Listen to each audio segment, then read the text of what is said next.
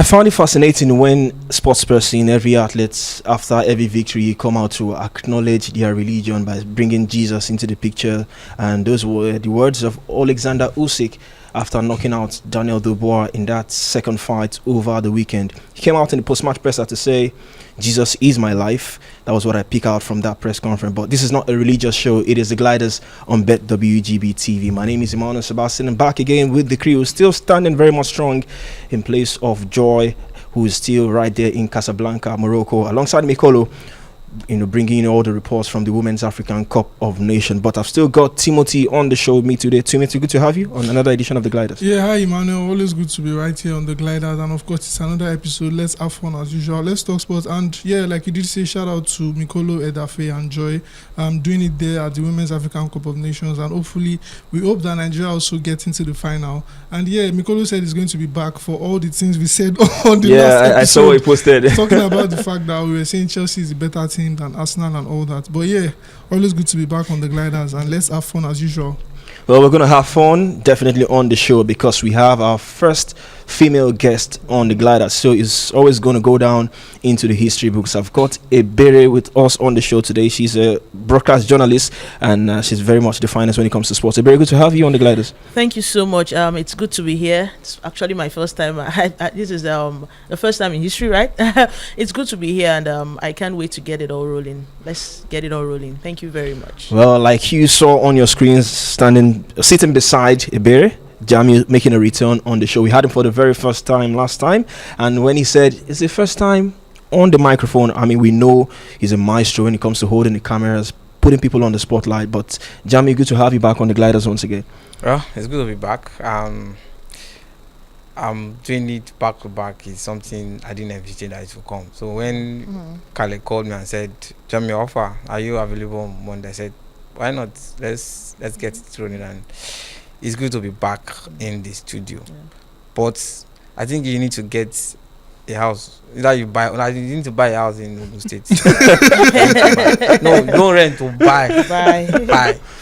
Well, talking about buying a house in Ogun State, I mean, that's because I've been frequenting that state in the last couple of months, from the National Sports Festival, and now the third CAA African Athletics Junior Championship just concluded yesterday in Ogun State. And I mean, it was wonderful. For those of you lovers of athletics, I mean, if you missed it, I mean, it's something you would really, really love to see. Junior athletes across different African countries converging in Nigeria to compete. South Africa, defending champions, they stayed with the mandates, coming to defend their crown, and they really competed well. So it was wonderful. I mean, athletes who've been there, who's done it before, like Ogunkoya was also there, Mary Onyali. I was privileged to have them, interviewed on pitch side as well. I was also on commentaries with the legend Otonye Iworima, a former Fripu jumper. So it was wonderful. I had fun, and now we are back on the microphone, back on the that's the most important. That's the most important aspect of everything. We are back on the microphone. We are back on the Gliders, and it promises to be an entertaining show. You've seen the crew, you've seen the guests on sets today, so you want to sit back, relax, and enjoy the show. We're going on a very short break, and when we return, we get straight into it.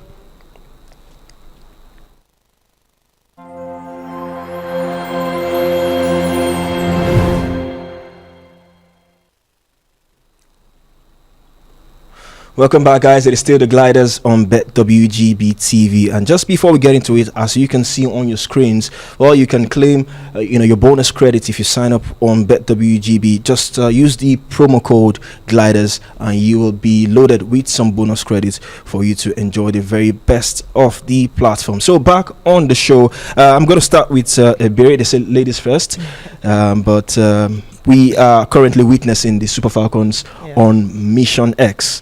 I mean, we headed into that tournament going for a record 10th Women's African Cup of Nations title. Yeah. We are in the semi-finals now. I mean, we played Zambia in the quarterfinals. Yeah. I'm guilty of this. I didn't see that game so easy for the Falcons. So how did it happen? That scoreline, is it what you saw coming? Where did they get it right against Zambia? I don't think anyone most persons did not envisage 5-0. we scored at the beginning of the competition. We scored 3 goals against Tunisia. We okay, fine. We are here. Mission X is possible. Against Botswana, we struggled. It was at the 89th minute, and we scored just 1 goal, and the goals dried up against Algeria. You can see that there was actually a nosedive. We nosedived. So many persons, the last time we played Zambia was for the 3rd place, and they defeated us. Zambia, to an extent, they've got good players, just 2 good players. There's a Barbara Banda, and there's also a Rachel Kundundaji, and they've been doing well. Barbara Banda, of course, we all know she is the defending CAF Women's Player of the Year. So we are coming from Orlando Pride. She has over 8 goals and 2 assists. So she has her CVs. They're speaking well, and we've not been scoring goals. So you're not even the only one that had. Are we going to beat Zambia? And when you listen to their press conference before the game, their head coach said that they are hungry, they are coming to hunt, stuff like that, and we are not scoring goals, so it was heading into that game. Honestly, I said, okay, fine, at most maybe 1-0 or 2-1, stuff like that, or probably it might go into penalties. But I was shocked when I saw the lineup. I was not expecting that lineup. I saw the likes of Ihezuo. It was a different flow. He had to bench Kante. Played, instead of being too defensive, he was more offensive. And you found out that Ajibade played well. For those who are not Nigerians watching, so just let them know who is Kante. Okay. All right.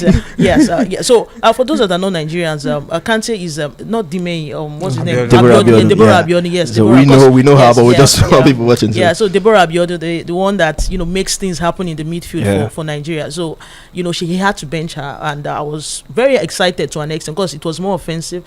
Starting up that game, Ajibade, for the first 2 games, I know she did. It was not so glaring, but in that game she was everywhere. She was able to go forward, make passes, and in the first 45 minutes we had 3 goals up. I was like, wow, what is happening? It was a different 5 flow. Different goal scorers. Yeah, it was a 5 different goals. Imagine having two defenders scoring in a game. Like it was wow. It was I find it kind of looking forward to, like, it was a different flow. It was a different Nigerian team. The attacking changes. I mean, before that game, there was talk about us not scoring too much goals, but true. In a game we scored 5. So the attacking changes. Yeah. The right personnel, was it for you? The changes Madugu made to that attacking lineup. Yes. Of course, we know Oshala Babajide has been doing well, but then he had to bench her and played Jamilusi. We've seen a lot of exploits she did in Robo Queens before she went to China.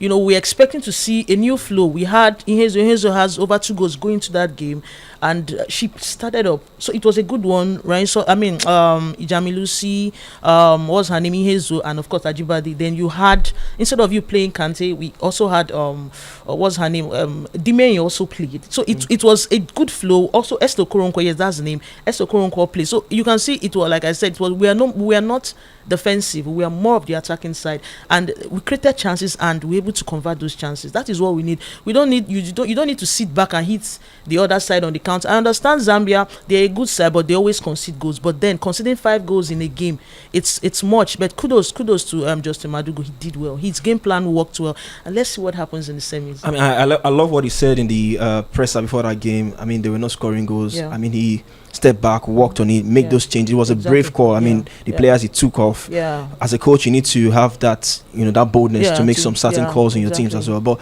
I mean, Timothy, let me come to you. Zambia, they were talking tough before that game. Do you think you played in the minds of the Super Falcons? I mean, the pressure is there coming into that tournament as the best in Africa. One of the the best in Africa, I mean, because we've won it a record time. So do you think it played in the minds of the Super Falcons, and at the end of the day, they got that game? I think it probably played in their mind, and it was a case of, heading into this tournament, there's this kind of disrespect I've seen, even from media people, and where you rank. No matter what Nigeria is passing through at the moment, there is no WAFCON in which, if I am sitting in that panel, where I would rank teams and I would still not have Nigeria as a top team. There is no way it would happen. Nigeria have won the tournament 9 times. In between, there's an Equatorial Guinea and there's a South Africa. Just 1 each in between them.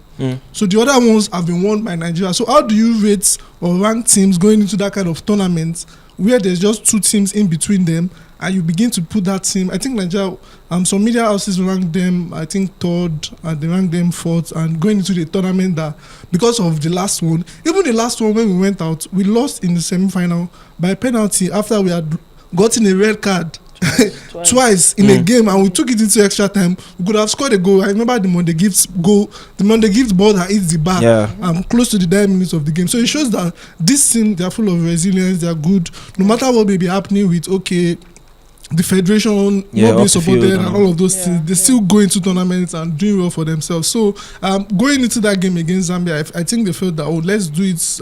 Let's show why we are this team. And like you did say earlier, Justin Madugu also made a good call that actually helped the team for all the defensive work that the likes of Plumtree, Dimei, Owale, and Alozie have been doing at the back. And also with the goalkeeper Nadozie have marshalling the defense. I think it was a good one to complement what they were doing defensively and with those attacking spree, because we could see how much we created chances.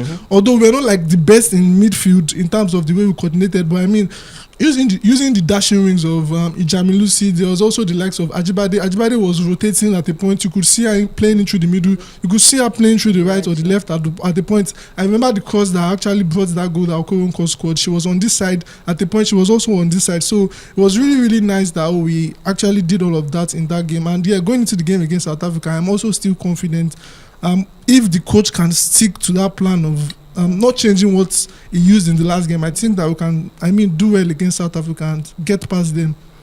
Jamie, we have a solid backline when it comes to this tournament. I don't know if we've conceded any goals so far. Yet to concede. Nadozie has been in goal. That backline, how resilient have they been so far in this tournament? Well, they've been doing well for themselves, and having Oali and Dimei in the defense is actually very good. A mix of both experience and young blood. And in one of the video Mikolo did, they were calling Dimei Ramos of the team, so which is very good. It shows that they've grown over the years.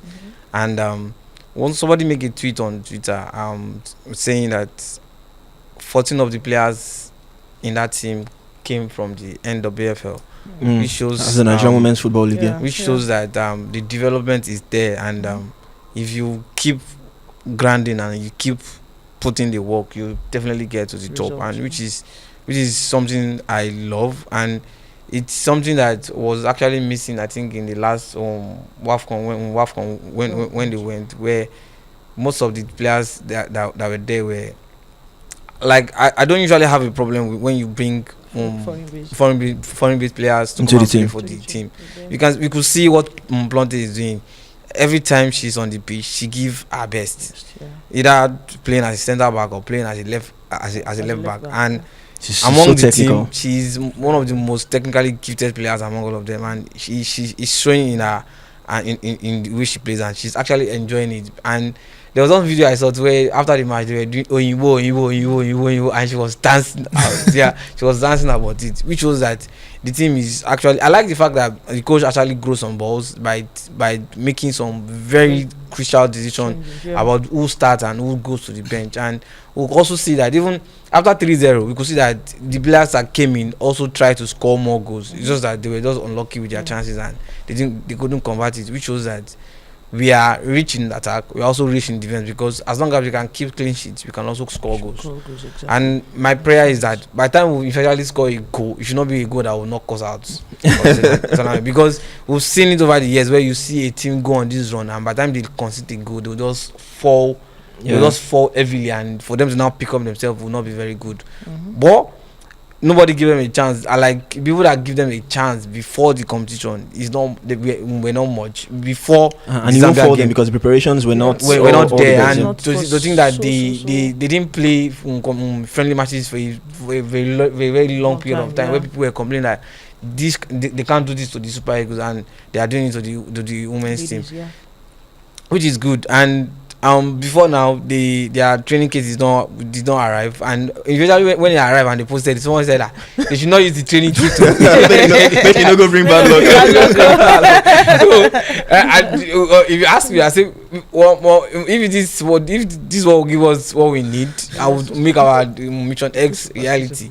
Let's go with it. And let's say from since I started doing this, this is the second time I've seen that we're having a very good PR when it comes to going to a tournament, and actually want us to win it, if not for anything, at least for the PR, because those guys that are doing it are putting a lot of resources on it, and they have a strip they are playing, and they have something they've planned out for themselves, and them winning it will actually bring the this thing. The last game did not go as planned because we didn't eventually win it, but we saw how far it took the players.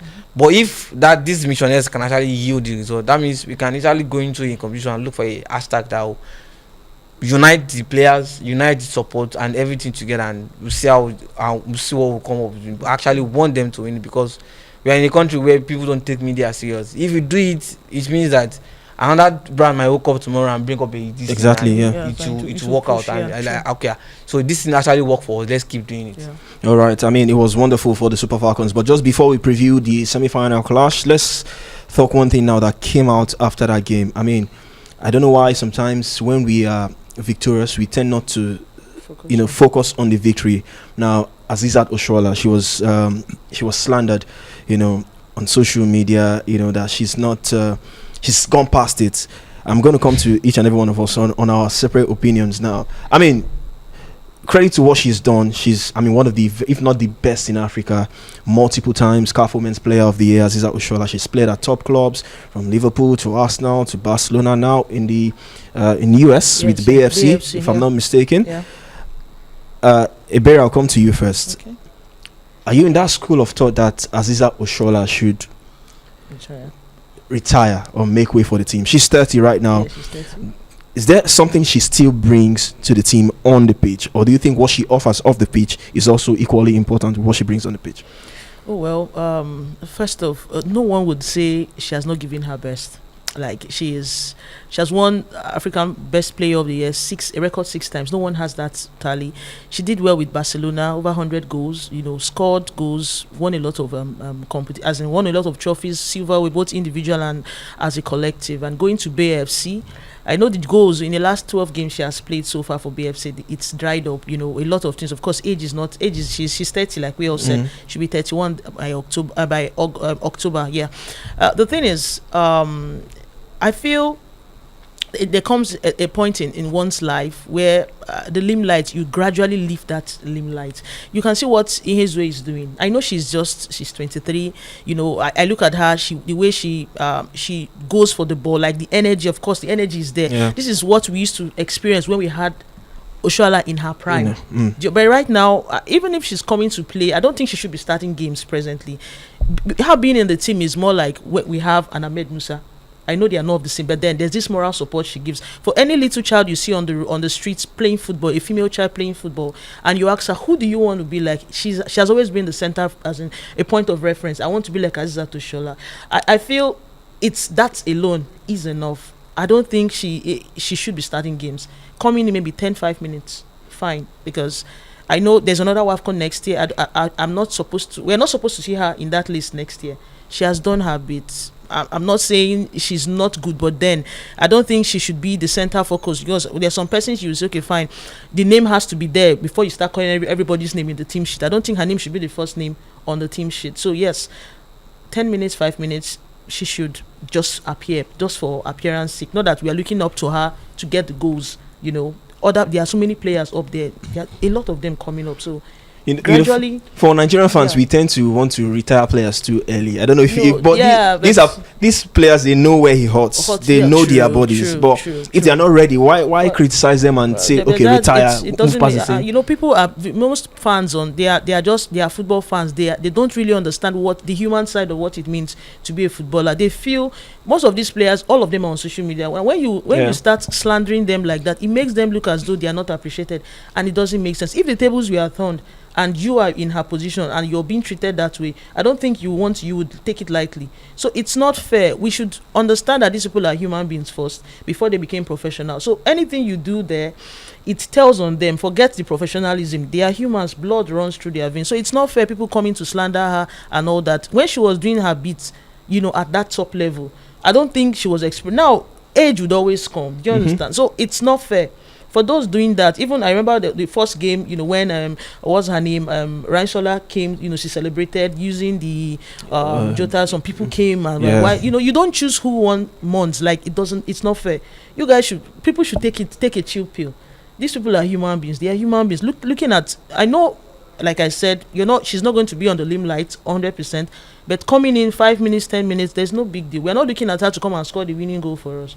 All right, Timothy, I don't know if you have an opposing view. I don't know why I'm feeling I'm feeling like you are one of those people who she should just leave the team, go when the ovation is loudest. I don't know if you share that same thought. Like someone said, you can't, you're not a coach that invites yourself to the team, so it's the job of the coach to invite you to the team. Once you're not invited, at least you can't force yourself on the team. And once you get the invite, if you're available for it, player like Asisat Oshala that has done it over time for us, I think she would accept the call up. That said, I really think that at this point, she's not giving what we would actually need from Asisat Oshala on the pitch. Like Ebere said, there's that place, and you also said there's that place of probably offering moral support to the players. For someone who has won it time and time again, has also played with legendary players from the past that have played against so many players that have played against bigger clubs. She played at Barcelona. She has played against so many players. So there's that part. But I think in terms of what she offers, it's beginning to dwindle, and it's left to the coach. I think he did it in the last game. I think in the second game, he took her off in the 60th minute. That was the place I drew the line. They took you out in the 60th minute. Should be giving her the benefit of doubt until that moment. You were not offering anything, and then you reacted that way. I think it was not nice. And then the last game against Zambia, she came in. You could see coming in. I think I don't know who she was substituted against, but there was that vibe of energy that she was trying to say, "Oh, you have done it, you have scored." That's one of the things she offers. But on the pitch at this moment, I saw her lose 2 chances in that game against Zambia, and then in my head I was like, if this was maybe 4, 5, 6 years back ago, Asisat Oshala would be either scoring or forcing a save up the goalkeeper. But she blasted the first one wide. She blasted the first one up and they blasted the second one wide. So it just shows that she's beginning to dwindle in that performance level. And I know that people will say, is she the only one that will be at this age that will not be able to perform? That was my that would be my next. I wanted to bring Tammy on that, because we've seen people over 30 still perform. Not everybody can be Ronaldo's, not everybody can be Messi, not everybody can be Mo Salah's, but these are players above 30 and they are still very much in the peak of their powers. I don't know, Jamie, if you feel she should be with the team. Like I've seen people when people criticize Nigerian players, I'm usually having a very different opinion to them, because now let's be clear. Nigerians don't usually leave the ovation when it is loud. Sometimes you have to force them out, right? I remember we forced Osimhen out. but I believe that as a player, when your bone cannot carry you anymore. Yeah, true. Mine is, don't be selfish, right? So I don't like using age as an example. You might not be old, you might be young, and you feel like your bone cannot juggle the two again. Leave, right? But as long as she feels like I can still give something to my country, and the coaches or the national team feel like they still need her, why do you want to push her out?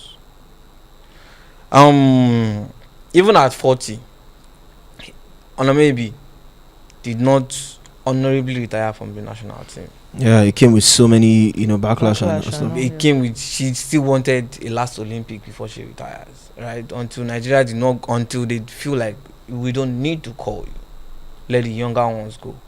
One is, if you don't call, don't make it a case. Don't feel like as if now your papa get them.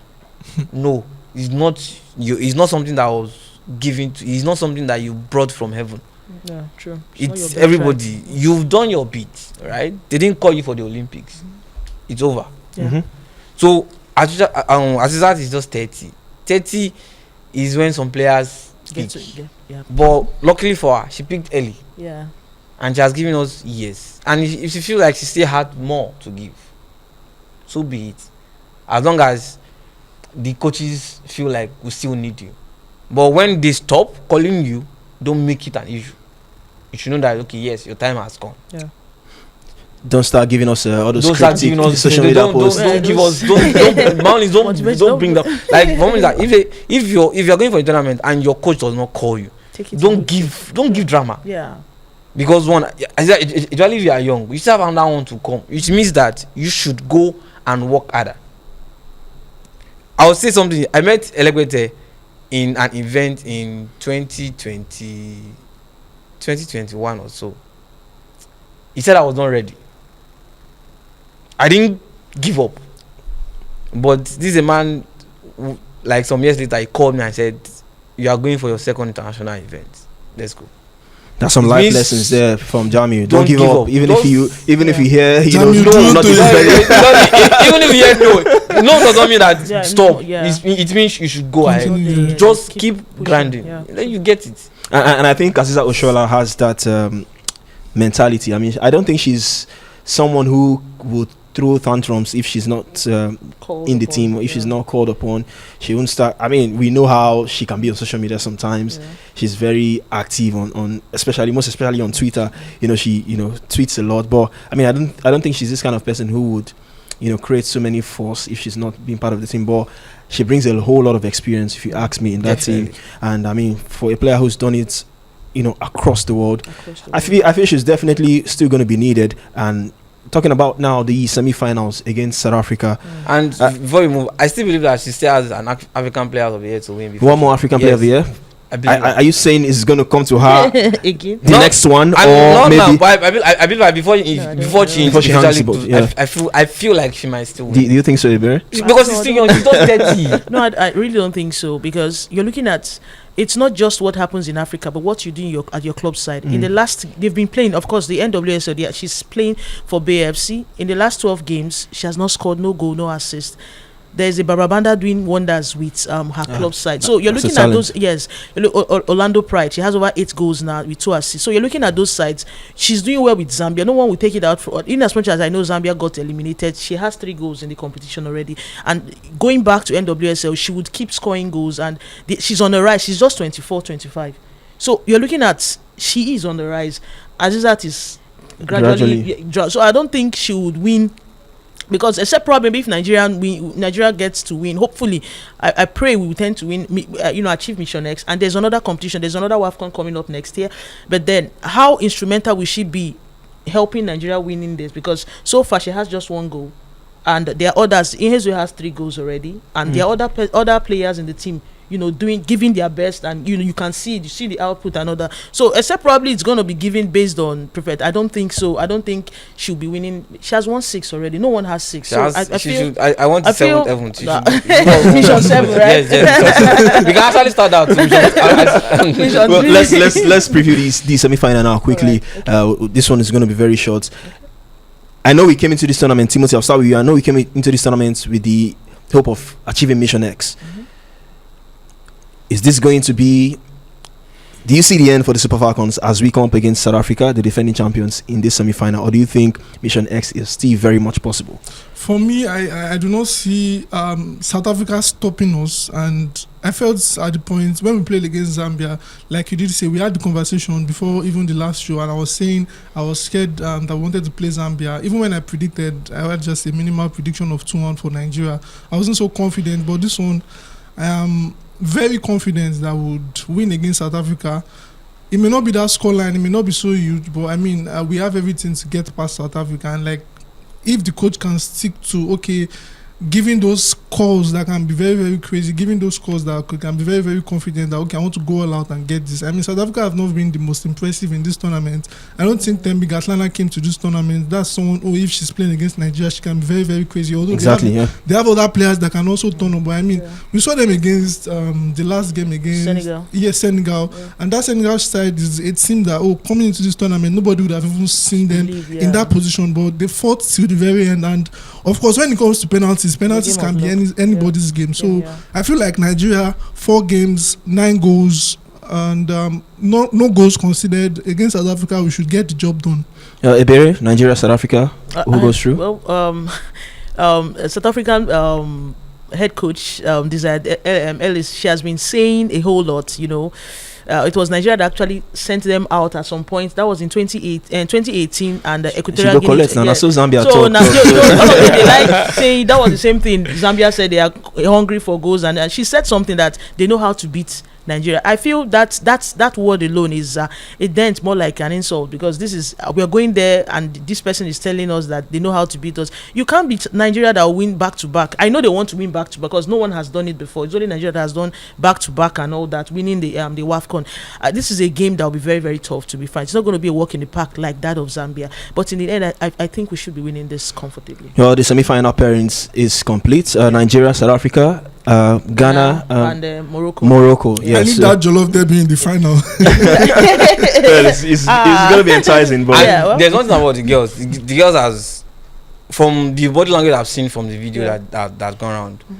Every team that had beaten them last year, they have a mission that they need to revenge that back, and that was what they did to Zambia. I think one of the videos where I said, this one they go collect. So and they like last year Zambia beat us in the third place match 1-0, and they came back this time around. They pumped them 5-0, and they've been having this very head-to-head with South Africa of recent, and I don't think the girls are pleased with that log ahead. They want to feel like, okay, we are head and shoulder above everybody. They still want to maintain that, even though our structures is not giving us that leverage to do it, but they still want to be there. Okay, we are still, but I feel like it will not be easy for them. They know what they are up against, and I'm kind of sure that we are going to actually win. And Mission X is actually very possible. We hope that the atmosphere also is going to be lively in the game, because the WAFCON is currently ongoing simultaneously with the Women's Euros as well. A lot has been said. If the African game is not, CAF is not doing much to promote the women's game. We see the Euros, we see the attendance in the stadium. When is it going to get better? The thing is, I did say something, because I noticed when the game started, the crowd, it was not encouraging at all when you compare to the Euros. But the Euros have been existing for a very long time, even before we came to limelight. And person said, someone in the course of conversation, someone said, moving around European clubs, as in European countries, it's very, very easy. It's not expensive. It's not as expensive as you from Africa. True. Moving within from Nigeria down to Morocco. You can see the kind of monies people tend to spend, for flight ticket and all that. But in other European Europe, you're going from France, for instance, to Spain. It's being played in Switzerland. It's easy. You can go via train. Yeah. So that's the problem. I feel if CAF could actually work with some of these airlines, you reduce the cost to make it affordable for person.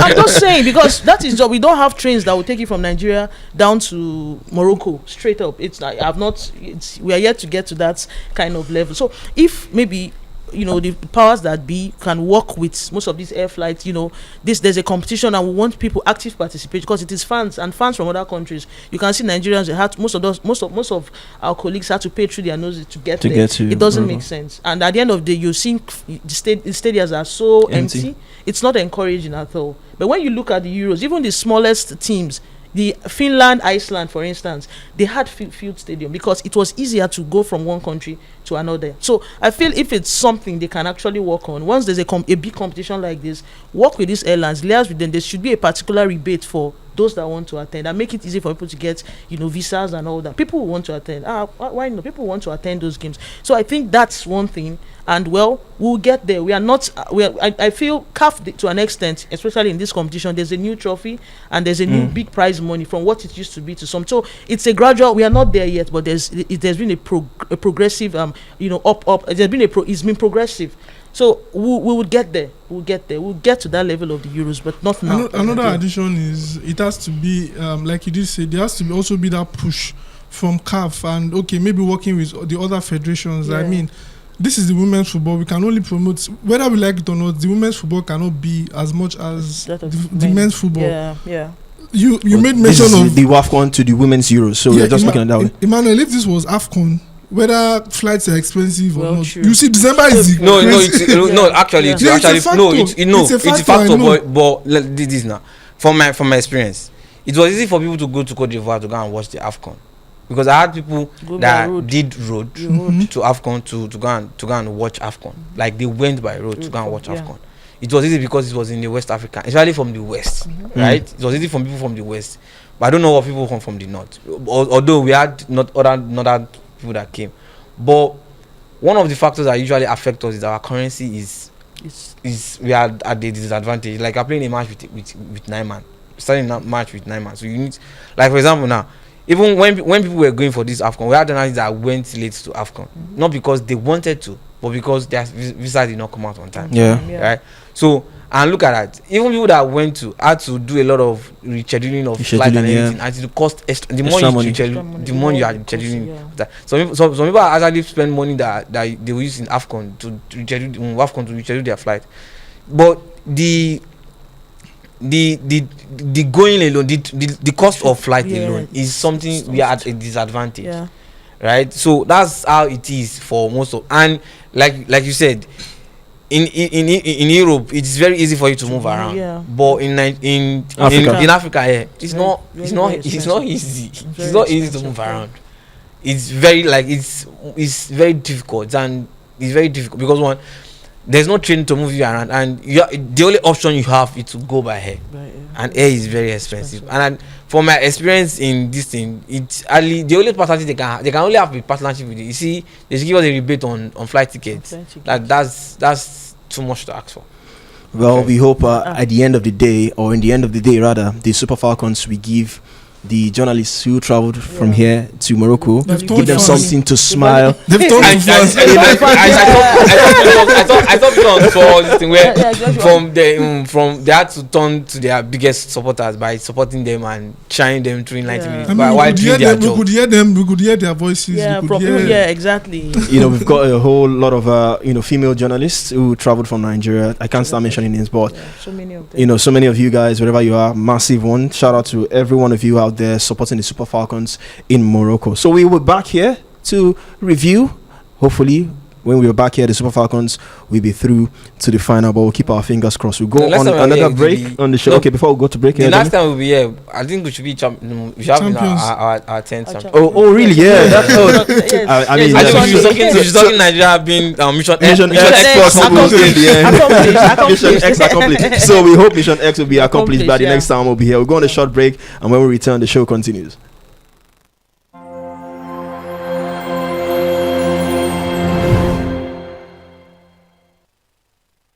Welcome back, guys. We're still here. It is still the Gliders on BETWGB TV. And like I said earlier, don't forget, you can claim your bonus credits if you sign up on the BETWGB platform. Just use the promo code Gliders and you stand a chance for that huge credit bonus. So back on the show, I know Timothy, we've been on the show. We've talked about Victor Osimhen several times on the show, but you're going to take a back foot on this one. You're going to take a back foot on this one. So I'll just have Ebere and Jami share their thoughts. Now, it's looking like this saga will be finally over. I mean, Victor Osimhen will get his move. According to what we hear, he shunned some top guns in Europe to go to Galatasaray. Ebere, I don't know if you shared your thoughts on Victor Osimhen elsewhere, but you're here on the Gliders. So tell us what you think. Victor Osimhen to Galatasaray, is this something you expected from the very finest of centre forwards in Africa? Oh well, first off, I would say finally, because it's dragged a lot. I don't think African players would want to play for Napoli because it became messy at some point. I was like, what's the problem? Is he owing these people? This is someone that gave your side their first Scudetto in 33 years, and you end up treating him this way. Because I know at some point, 2 transfer seasons ago, PSG wanted him. He agreed personal terms with PSG, but somehow Napoli said no. They kept bringing up De Laurentiis kept bringing up different needs, different contract clauses and all that. It became unbearable, so PSG had to pull out. The Saudis came. Initially, we thought probably he wanted money because the English teams did not. People were like, okay, fine, he's too expensive. That was the notion. He's too expensive. Chelsea came in, lowballed him. Started pricing him something beneath what he was earning, and he said he's not going to reduce his salary, and rightfully so. He knows what he has. Having Victor Osimhen in your team would guarantee you at least 20 goals, if I'm not mistaken. That's a must. It's because he is he's not slowing down anytime soon. He's going up. He's not that probably he has gotten to the peak of his career and he's actually winding down. No, he's not winding down. I know he's 26, he'll be 27 very soon. But then again, he would give you what he's a natural number 9. He's your number 9 anytime. He mans that box like his own. Anywhere you give him the ball, he's scoring the goals. Yeah. He's a clinical traditional number 9. You don't need Evito Osimhen to come and maybe to start playing as a what Harry Kane does for Bayern Munich. Drop the build up and all that. He's not that kind of person and all that. He's very fast, so he would give you 20 goals. So I was surprised that big teams were not coming. We had that notion that it was the salary he wanted, but I feel everything still boils down to Napoli. Napoli had, I don't know what they wanted. They wanted him to go to Saudi, and he said no, because of course outside the money, I don't think anybody watches the Saudi league, except probably you check it on your phones and all that. So are you saying Napoli is the reason why these big teams stayed away from Victor Osimhen? Because that's what we're trying to look at now. Because Galatasaray is clearly bigger than Galatasaray. Well, fine, he is, but that at some point they were just to an extent the only ones that refused to leave the negotiation table. This is Gala. He did well in his first season. He scored over 33 goals, if I'm not mistaken.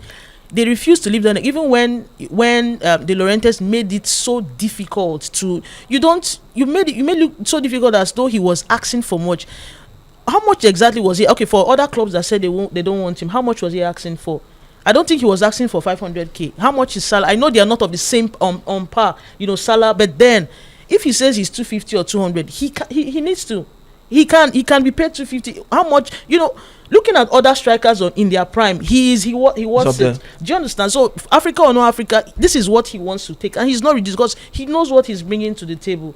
But I feel it's Napoli because look at the end of the day, why everybody is saying finally, because finally the kind of clauses they added in that team in his contract, the new contract, for him to leave.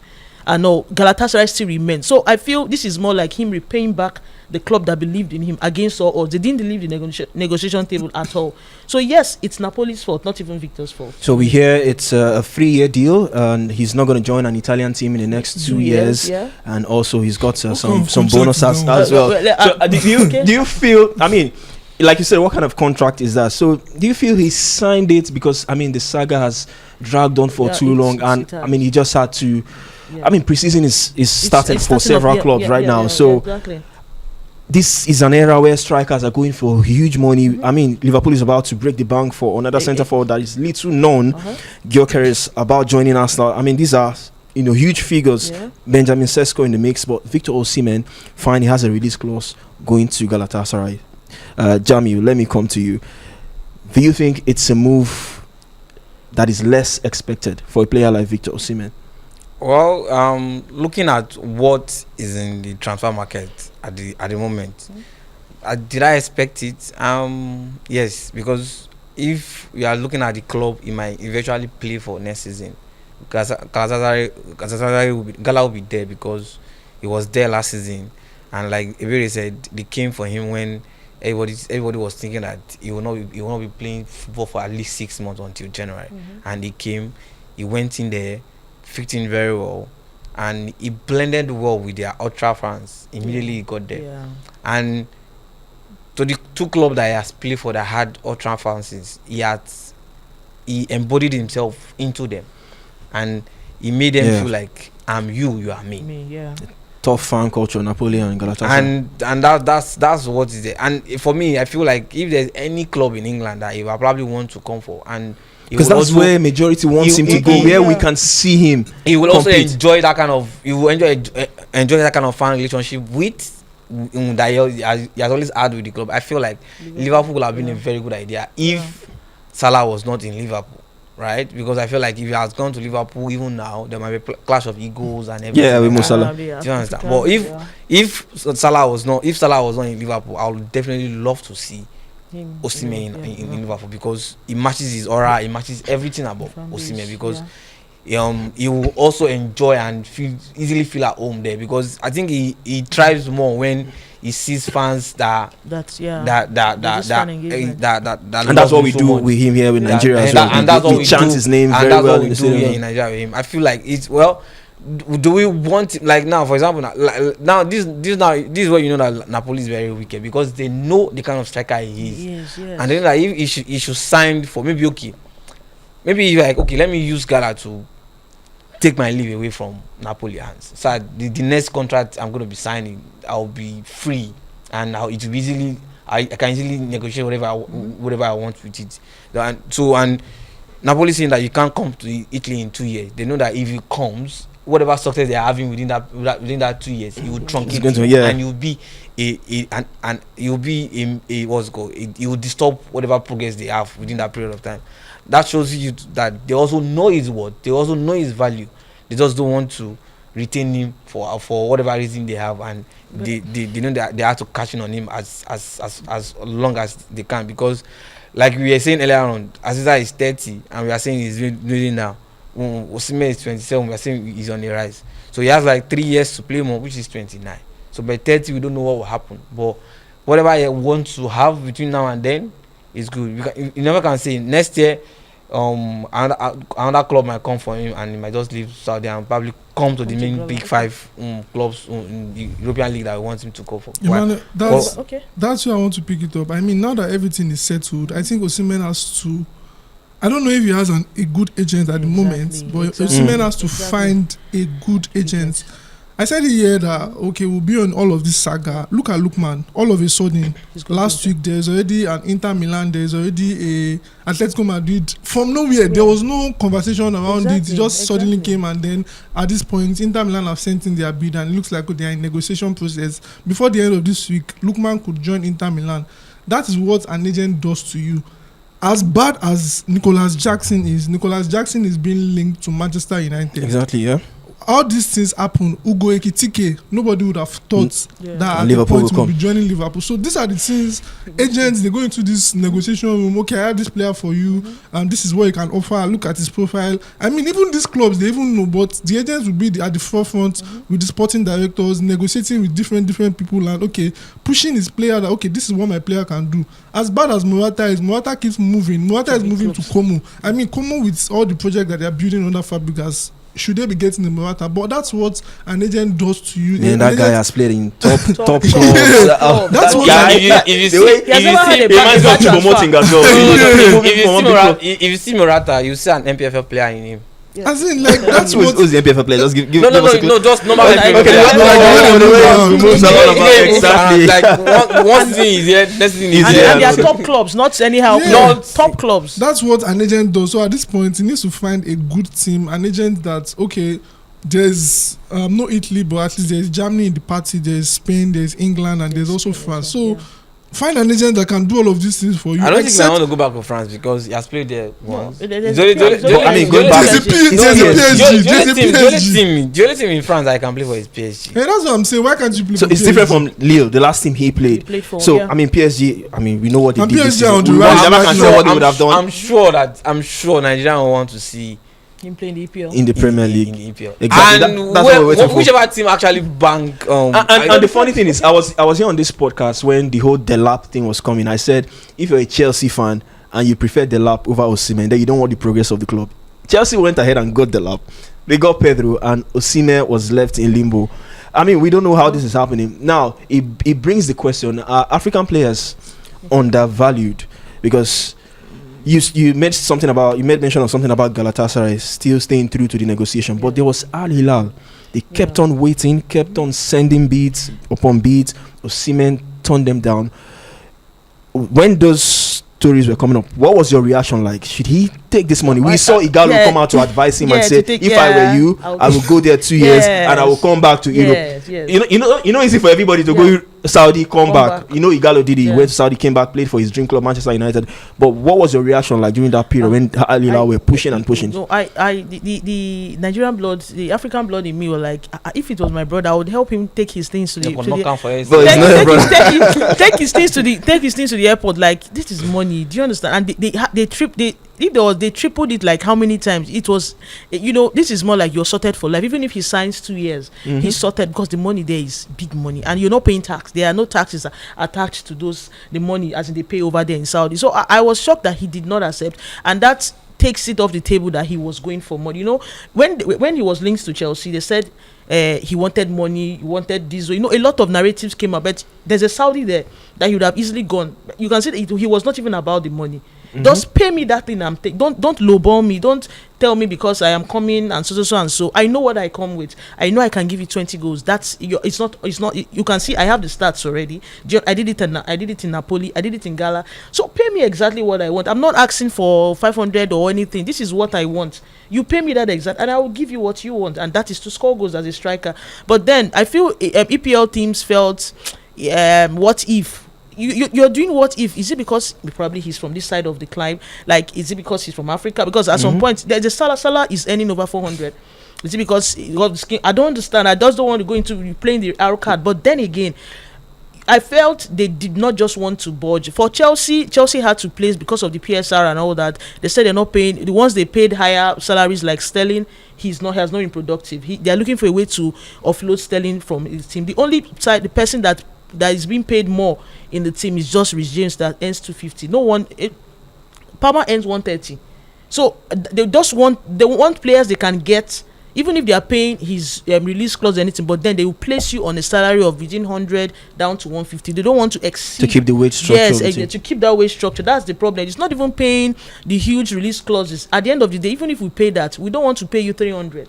Because if you don't if you're not productive, we can't sell you again, because of course the club that's coming for you might not want to pay the same money for your weekly wages. So it is the weekly wages that was the problem for Chelsea. Probably Osimhen was not earning what he was earning. Do you understand? I think he would have gone to Chelsea. Well, I mean, Jami, would he have taken that move to Saudi Arabia? I mean, this clearly shows the kind of person Osimhen is, that he's not playing for the money. He doesn't want money. Exactly. He wants. His career is first before the money. I don't know how he would have reacted when he heard Igalo that advice from Igalo that he should have taken the money from. Even Igalo too. When he was at Watford, the first time Saudi came, he didn't leave. Yeah, true. I think it was the third attempt that Igalo went to China when they were hot, like splashing the car. The first time they came, he didn't budge. I think it was the second or third attempt that I need to go. Yeah. So Osimhen has clearly shown that for now it's all about making the necessary, building an empire for himself, and building his brand to a level where when he eventually leaves, that brand will sustain him till he eventually give up the ghost, right? Because if you're talking about players like them, Mikola is saying that anywhere they turn to in Morocco, they hear Okocha, they hear Kanu. Yeah. And I'm sure in the nearest future, one of the players that anywhere you turn to, the name you hear is you hear Ahmed Musa, you hear definitely Osimhen will come into the picture, right? True. So maybe if he's feeling like, okay, let me keep this, let me build my brand that which will last me even after football. It will live beyond me. It will live beyond probably my children also. Then I'm sure he will still eventually go to the East, but you just feel like it is not yet time. I have time. Let me win what I can win and see if I can still have 1 or 2 CAF player of the year. What's the point of going there? We've seen younger players that have gone there. John Duran has gone there. He's living. And like you said, it's there's now you want to do it. Look at Lukman. Look at even the price Lukman is going for. If it was another player, look at what Ekiti is going for. Look, Inter and what's go and Atletico Madrid are pricing Ademola the way they are pricing it. If he has been another player, Lukman is 28 though. But I'm kind of shocked because he's not from. Is it because he's playing for an African country? Because I'm wondering if it has been an English. If he's playing for the English national team, maybe age and the amount of years he has left on his contract. Even at that, I'm sure that if he had been playing for the English national team, I'm not sure they will price him the way they've done. True. So, like we said, if you are coming from this side of the client, you are actually at a disadvantage. Except if you have a very strong management and your this thing is good, and to think that Demola does not have that PR energy like that, like Osimhen does. So maybe that's one of the reasons why. But I still feel like his value is undervalued, right? But at least Osimhen has gotten his move. He's where he is now. But I still know that I kind of have that feeling that he might still end up going to Saudi at the later part of the career. He just want to build his legacy, build what he has to build, and maybe he still has the eyes that let me play in that top 3 league before I eventually go to the Saudi. And I feel like he has that APL in his mind, or probably Spanish La Liga in his mind before he eventually make a move to Saudi. So maybe the people at Napoli also see him moving to Saudi. That's why they included that sell-on clause in the deal as well. But I mean, they're going to see Osimhen in the Champions League next season. I think Galatasaray are in the Champions League. And for Ademola Lookman, I don't know where I would prefer for him, Spain or Italy. I mean, he's done it with Atalanta. I just want to see him move to Spain. But for Osimhen, where I prefer him. He want Inter. I know. I'm not saying that Inter won't make go. No, I actually want Inter. So actually, Inter is one of the biggest teams in Italy, if not the biggest. Because they will score goals. But I feel like in going to Atletico Madrid, they're more of a defensive. Limited. Defensive. You have a different thought? Yes, because Inter, how many? It's just Ademola. The midfield is. We have over 30, over 90 plus age. Are you changing just that wing? What happens to the midfield? Because he's going to struggle. I know there's a Turan. With Inter Milan. He's going to struggle with Inter Milan. Yes, because I'm looking at you have Turan, you have Martinez, Lautaro Martinez, and oftentimes they're always out injured. Nico Barella is always injured. So who exactly? Is it that he's going to be the main man in the team? Atletico Madrid, they don't really play defensive. That's an Inter Milan man there, so I think you might want to disagree. That's exactly why. And what Christian Sivu is actually going to play, like what has been happening in training and ahead of preseason, is that it's going to change to a 3-4-2-1, and Lookman can play as a double 10 or play as a main man. Like, the way for Inzaghi, the best position for him. For Inzaghi, it was just 3-5-2, wing backs, then 2 strikers, then 3 midfielders. But I mean, with Chivu, there's a 3-4-2-1, 4 midfielders and 2 attacking players, just like the way Ruben Amorim plays at Manchester United, where 2 people can play as a 10. I think that's like what Lookman can fit in and in the team, and then also sometimes try to drift. I mean, because they set those things doesn't mean that's how players have to play. So there's a place where you can drift into the right, drift into the left, and also sometimes play through the middle. I think it's going to be good for Lookman. Firstly, they're guaranteed of playing about 4 competitions, and with Inter Milan, you would always go far. I'm not sure that there will be a time where, for now, we'll not get into the later stages. Whether it's the Coppa Italia, they'll still try to get into the semi-final. Whether it's the league, they'll fight till the very end. Whether it's the Champions League, at least there's a quarter-final that is, guaranteed. This is you already trusting Christian Chivu on the job as well. No, looking at precedence, the team has not changed. We changed the coach, but it doesn't mean that we have changed the team like in total. We've not lost any player. I'm not sure we've lost any player. We have still kept the core of the player, so I don't expect much to change. And for a coach that was even coming in, he decided to stick with the structure of what Inzaghi has done. And even at the Club World Cup, you could still see the way they played. We lost in the round of 16. That's happened, but it doesn't mean the team will totally go bad. So that there'll still be that continuity with the way the team plays. So, like I did say, the league, they'll fight till the very end. The Coppa Italia, the Super Coppa Italia, there's also the Champions League where you are still guaranteed playing in the quarter-final at least. So why not just go to that team where you can? And it's easy to transition from Atalanta to Inter Milan, because it's still, rather than going to Spain. Although if it goes to Atletico Madrid, it's also decent, because the way Atletico Madrid play also, I think is also going to thrive. But as a fan, I want him to come to Inter Milan. Okay. Well, the window is still very long. And well, at the point, it's looking like Inter Milan is the one that he has agreed personal terms. He has said that he's keen on the Inter Milan. So what's left for clubs to agree the fee that will be paid. So it's not like he wants to, like he's having doubts on where he wants to go to. One thing is clear. We always want to see Nigerians making those big moves whenever it comes to the transfer windows, not just the obscure ones we see most times. But for Victor Osimhen, I think he's going to where the love is loudest, because definitely the fans, those Turkish fans are something else. The love is massive, not just on the pitch, even on social media. When you post anything about Victor Osimhen, you can see Turkish fans just flocking into your I handle some football pages as well. You see Turkish fans as well dropping the comments everywhere. Any news relating to Osimhen on Twitter, go under Fabrizio's post, credit to all the Nigerian journalists as well who's been giving us exclusive on Victor Osimhen, the Pujas, the Butchers. When you go under this comment section, you see Turkish fans flocking that comment. I mean, you could see Osimhen. I mean, he loves it. You could see him doing that. I don't know what's called now. That dance with that clap to the fan, and I mean the chant, and it's so lovely to see. But we wait for confirmation. But we've seen the here we go from Fabrizio. We've seen the confirmation from Bucci and the likes on social media as well. So by the time we're here next week, hopefully we'll see Osimhen getting confirmed as a Galatasaray player. We'll go on another break. Our final break on the show. Don't you go anywhere. We'll be right back.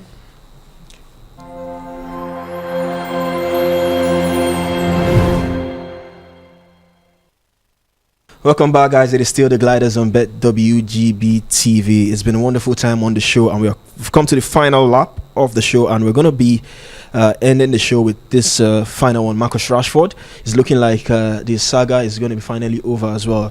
I mean, we know Edafe is not here on the show. We know what he normally says about the 94 Eagles sets, how they come out to air their different opinions. I think it's not too different from the ex-Manchester United players. We know they can talk a lot. We know they have their opinions. And I mean, recently, Teddy Sheringham came out to say, I mean, what I feel was harsh on Marcus Rashford. I mean, we know at times footballers, they have their low points, they have their high points as well. But it's not been the best of times for Marcus Rashford. Yeah. But with what he's done, and now he's close to getting a move to Barcelona. And Teddy Sheringham, I mean, he won the treble with United in his 4-year spell. Coming out to say a player like Rashford doesn't deserve to go to a move to Barcelona. Coming from the back of what he's done. I mean, he brought it back to his time. You know, when you play for a club like Manchester United, you have to appreciate. You don't come out to say you want out, giving a transfer request and stuff like that. Do you think that was a harsh comment from Teddy Sheringham? I mean, we know it's coming from a place of authority. He might not be the best of players, Teddy Sheringham, but he's been there, he's done it. Do you think that was harsh for a player like Marcus Rashford saying he doesn't deserve to move to Barcelona? Oftentimes, most of these ex-players, they say things out of emotions because you've played, this is your prime, you've played and your time has gone. This is a different flow of players. The way these players reason, the way they socialize. I feel back then there was nothing like even social medias and all that back in their time, like the way we have it now. A whole lot of trend has happened. So you coming to compare what used to be then and what is happening now. You don't even know the full story. You don't know the backstory. You don't know how everything. Looking at Rashford made his debut. He's homegrown. Like, it's just like when we had the Trent issue, when Trent said he wanted to leave. Most of the fans, some people started burning jerseys and all that. He's a homegrown. That he's Man United. Trent was a scouser. Please let's okay. But then he gave his all. What I'm saying, he did. Yeah, Rashford made his debut in 2016. I don't think there's any of. He's the oldest, as in to an extent, for a number of appearances. He has over 400 plus, and he has scored a lot of goals. Now he said, okay, fine. I don't think I want to. Maybe I don't know what he had. He had an issue with the club and all that. Now he wants out to try other waters, to test other waters. I don't think you should be saying the things he said because it's not fair. He has been there. It's not that probably he spent 1 or 2 seasons and he wants out. He started from 2016. It's more than 10 years now. So it's not fair. You as a player, you played there for 4 years. He has played more than 4 seasons at the club. Coming to say he's not deserving of it. He doesn't want to play for United again. So far, yes, fine. He had a lot of back and forth with different managers, and now he said, okay, let me go somewhere else. It's my decision. I don't think you have any reason as to why you. And even at some point, it said. Amorim said he'd rather use there are so many words Amorim has said. He'd rather use his grandmother or the grandmother of his coach, something like that, like instead of using Rashford. When managers say things like that, the writing is so glaring on the wall. He didn't come out to say bad about the manager. So why are you now? This guy is getting his desired move because obviously he's not going to be used. So why are you having a problem? You wanted him to come and sit down on the bench and be earning 300 plus. It doesn't make sense. Some of these ex players should know where to draw the line. It's not fair. It's not fair at all. But if you look at it from the angle, I mean, he left United on loan. Timothy, let me come to you. He left Manchester United on loan, went to Aston Villa. They had the option to make the deal permanent, but they didn't exercise that option.